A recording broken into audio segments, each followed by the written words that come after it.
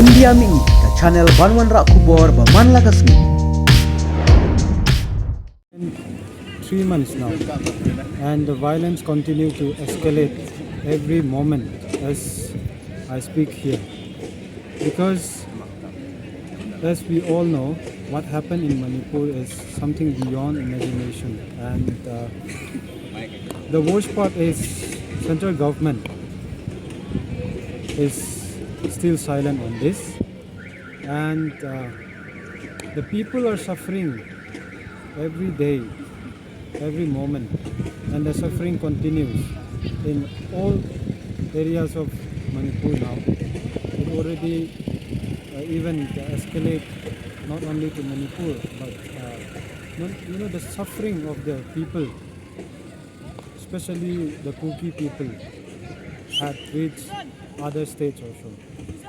As I'm speaking from Shillong, I want to talk about what happened with the people displaced in Shillong and other parts of the state in northeast India. We face such a traumatic situation. We are, traumatized emotionally, physically, mentally, and we don't know where to look now, because our homes are burned, our belongings are looted, and we cannot go back to the place once we call home. This is the situation we face, and we don't know what sort of future holds for us now.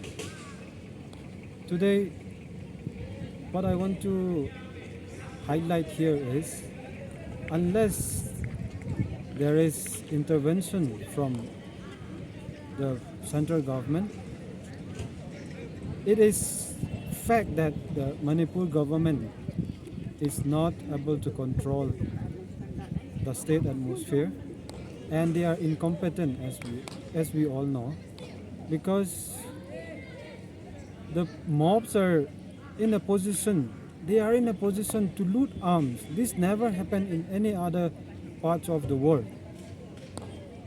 They are looting arms from the military academy, from the police station. Just 2 days back, more than 40 arms were looted again. If this thing continue, where is hope? How can we expect peace to prevail? Normalcy is a far cry now. So today I want to make a big statement that state affair is not in a position to solve this now. So we want immediate intervention from the central government, and on behalf of all the Kuki community, we demand president rule, and after all, we demand separate administration. We are put in a position to demand separate administration because once we call home, once we call our place, we have been chased out from where we belong. We have been pushed out. We have been forcefully chased away from the hill valley, from the Imphal valley. And this directly means the plain people do not want us. So this is the point that compels us to demand separate administration. Unless we are given this demand, we will not keep silent. We will fight, and we will stand for our rights. The allegations that we are of illegal immigrants, the allegation that we are of refugee, the allegation that we are of narco terrorists, all these are something we call it blasphemy, and this has nothing to do with the current situation, the current violence in Manipur.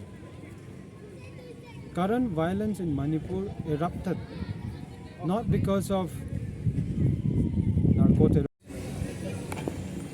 This is purely greed for land.